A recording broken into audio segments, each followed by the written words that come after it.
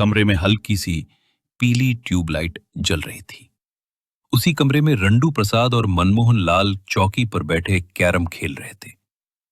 उनके सामने वाली कुर्सी खाली थी। रंडू प्रसाद घड़ी देखते हुए बोला, 5 बज गए। चंपक चाचा अभी तक नहीं आए। रोज तो 4 बजे तक पहुंच जाते हैं। मनमोहन लाल ने कहा, कहीं आराम करते करते सो गए होंगे। बुजुर्ग आदमी हैं। इतने में दरवाजा चर चर की आवाज के साथ खुला। बाहर से खुशबू आई, गर्मा गर्म समोसों की। चंपक चाचा मुस्कुराते हुए अंदर आए और बोले, सिर्फ समोसे नहीं, मैं भी आ गया हूं। तीनों चौकी पर बैठकर समोसे खाने लगे। रंडू प्रसाद ने मुंह पोंछते हुए कहा, चाचा, सिर्फ समोसे खाकर मजा नहीं आता। कोई डरावनी कहानी भी होनी चाहिए। चंपक चाचा हंसकर बोले, कहानी तो सुनाऊंगा ही, लेकिन उससे पहले एक बात बताऊं। तुम लोगों ने स्कैरी टून स्टोरीज चैनल देखा है क्या? अरे, वो यूट्यूब पर बहुत बढ़िया डरावनी कहानियां डालते हैं। मैं तो रोज सुनता हूं और मजा आता है। तुम लोग भी सब्सक्राइब कर लो, ताकि जब भी नई हॉरर स्टोरी आए तुम्हें तुरंत नोटिफिकेशन मिले। रंडू प्रसाद ने झट से कहा, हाँ हाँ चाचा, मैं तो पहले ही सब्सक्राइब कर चुका हूँ। बहुत जबरदस्त चैनल है। मनमोहन, तुम भी कर लेना। इतना कहकर चंपक चाचा ने गहरी सांस ली और सौ पुरानी बात है। गांव वस्तिक में एक घर था जिसे लोग बुढ़िया का घर कहते थे।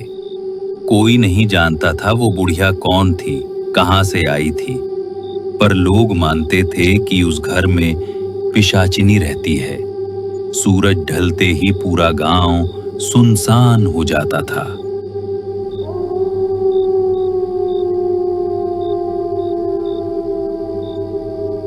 न हंसी न शोर, बस डर।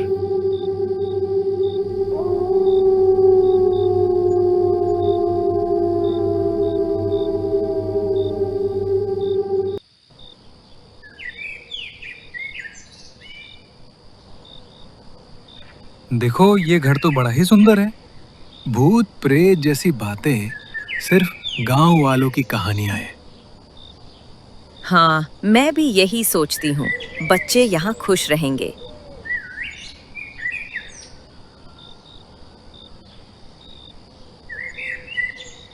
शुरू में सब ठीक रहा। बच्चे आंगन में खेलते, हंसते, गाते। लेकिन धीरे धीरे अजीब चीजें होने लगी। रात को घर के अंदर कदमों की आहट सुनाई देती।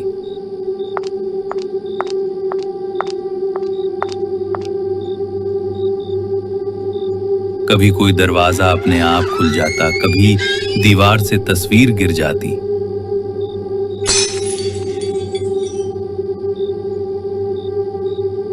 बच्चों के खिलौने खुद से हिलने लगे। बच्चों, आप खेल रहे हो ना? ये क्या हो रहा है? बच्चे सो रहे हैं और ये गुड़िया खुद झूल रही है। गुड़िया की आंखों से लाल खून टपकने की आवाज, जोर से हंसी।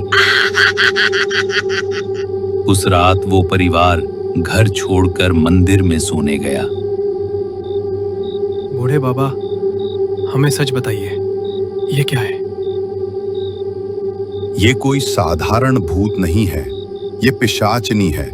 वो बच्चों की आत्मा पर कब्जा करना चाहती है। एक बार पकड़ लें तो कोई नहीं बचा सकता। आज रात असली मुठभेड़ होगी। बच्चों के कमरे में लाल रोशनी चमकी। वहां खड़ी थी पिशाचिनी।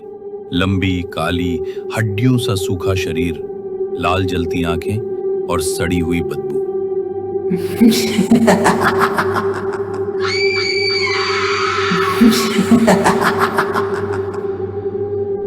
तुम्हारे बच्चों की आत्मा अब मेरी है।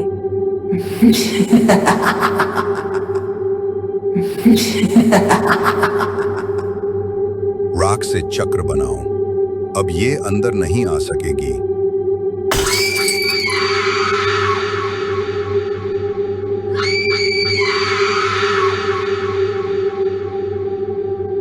अब तुम्हारा खून मुझे चाहिए।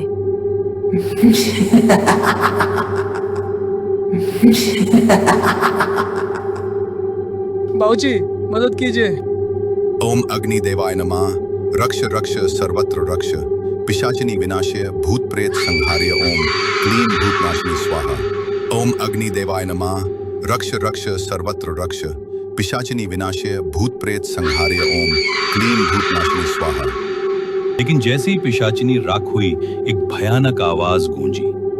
मैं खत्म नहीं हुई, मैं लौटूंगी, इस गांव के बच्चों को ले जाऊंगी।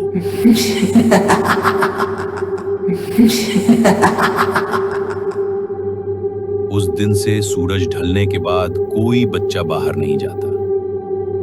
कहते हैं आज भी उस घर से किसी औरत की हंसी सुनाई देती है। चाचा, ये सच था या बस कहानी? और फिर वही हंसी गूंजी।